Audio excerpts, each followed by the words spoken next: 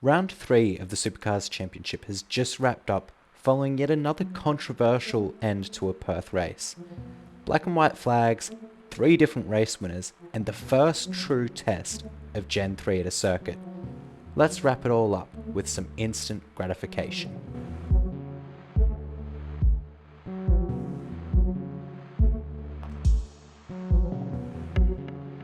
Before we get too deep into the race discussions, I just want to mention about the track. We're at Perth last weekend, and this is our first circuit for Gen 3. As much as it has been overplayed by the commentary and by the whole team surrounding supercars, this is our first true test of Gen 3 racing on a circuit. And now Perth, it's quite a fun little circuit. It poses a unique challenge to the drivers, as well as throwing a potential to be lapped during the pitting phase and lap traffic playing into strategies. I quite enjoy watching races here, and combined with our next race in Tassie, these two short tracks will show if Gen 3 can race well and how hard we can push these cars without any problems. And I've got to issue a spoiler alert for if you didn't watch the races this weekend, you can push them very hard and race them equally as hard. And of course, I'm talking about this. Brodie Kostecki and Shane van Gisbergen going head to head, just hard-fueled action. Now, it's been said on social media like Facebook, like Twitter, that Shane van Gisbergen is a bit dirty and everybody just sort of lets him by without any competition. But this is the direct opposite. Brodie pushed Shane to the limit on Saturday and defended with all his might. Call it what you will, call it dirty, call it over the top. Shane van pushed past and Brodie blocked Kostecki. These two were having a crack at an exciting 1v1 battle. Much the same in Melbourne when multiple drivers put it to Shane on the lap 1. It's exciting. It's just good to see it thrown back. And not only that, it's exciting to see the two championship protagonists. And really, this is what the championship's going to look like between these two. Just throwing down at each other. Now, was the defending too hard?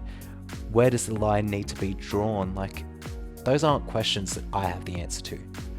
In my eyes, so long as they're not binning it every race, so long as they're not unhappy, so long as it's exciting, so long as it's not, thousands upon thousands of dollars worth of damage, I'm happy for them to race like this every race. In fact, I'm begging them to race like this more often. It's so exciting as a fan to just see, two drivers in their prime fighting. And it's not only that either. Last year, we wouldn't have had battling like this. These new regs are the reason that we're getting this racing. It's harder to drive with longer braking zones and less dirty air. It's a direct consequence of Gen 3. So in my eyes, this is a complete success. Not only that, the Australian Grand Prix was an entertaining sort of series despite its flaws.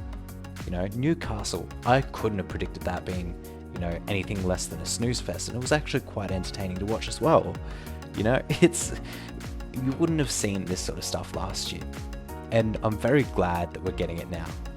And the drivers themselves, they're not unhappy with it. There was a press conference later in the day that I'm about to show clips of, and all 3 drivers involved in this, including Reynolds, thought it was lovely.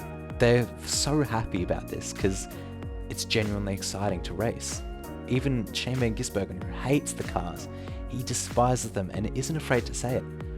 He thoroughly enjoys his battles with Brodie Kostecki. It's just, man, it's something else.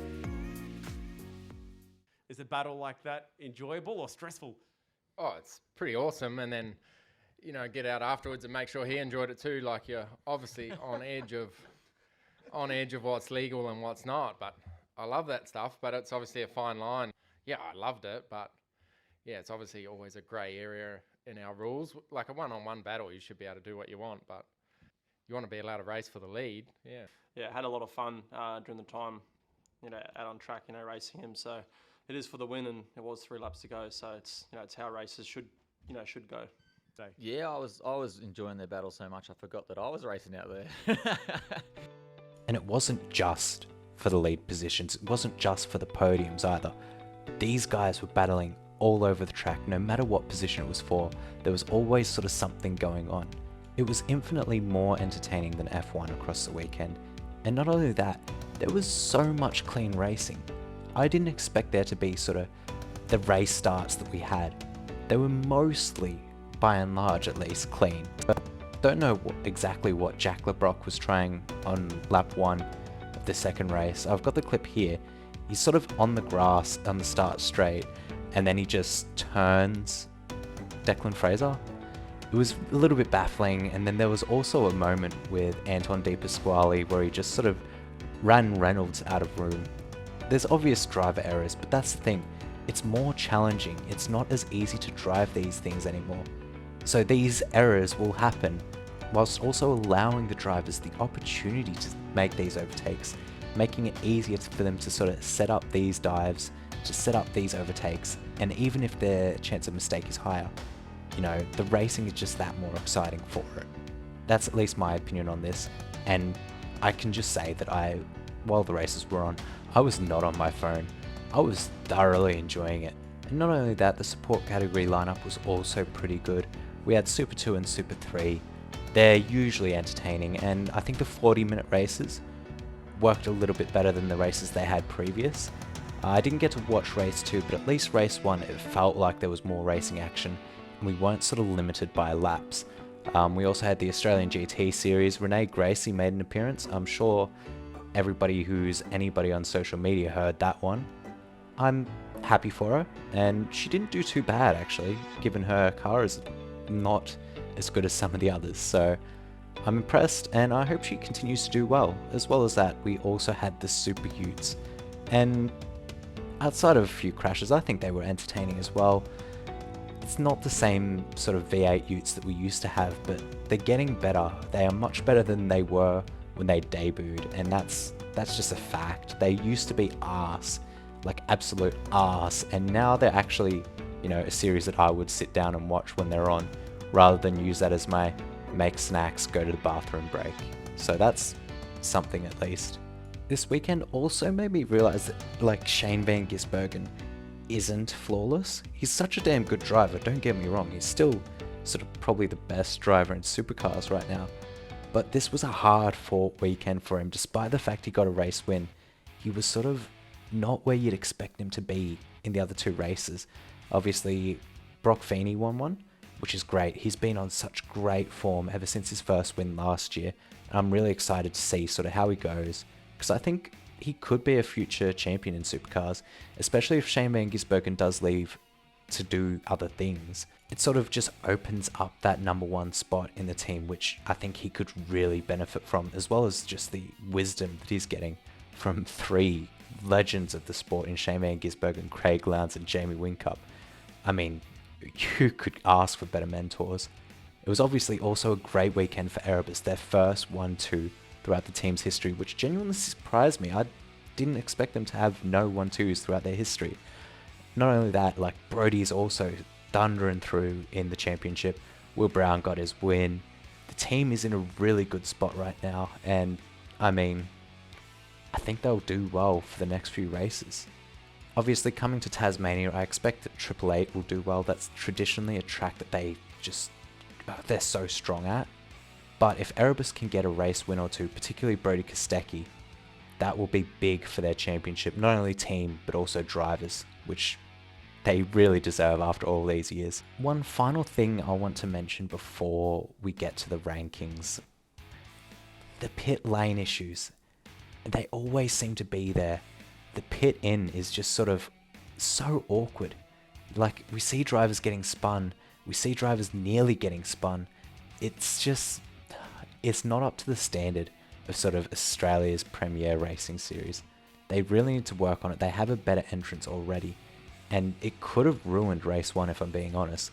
Like, that would have been devastating. We wouldn't have gotten the racing we wanted, you know? Not only that, but also some questionable stuff going on in the pit lane this weekend. BJR making a mistake in a pit stop too, which is pretty unheard of. But I think the teams are getting a hang of the tyre issues that they had in Newcastle. So here's to hoping, I guess. Now, on to our winners for the weekend. Obviously, Erebus. I won't say too much more about them, but geez, what a weekend they've had.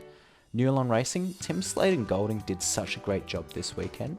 I genuinely think without the bad qualifying from Golding and the issues that Tim Slade had in race 2, I think that would have been just the best possible weekend they could have had.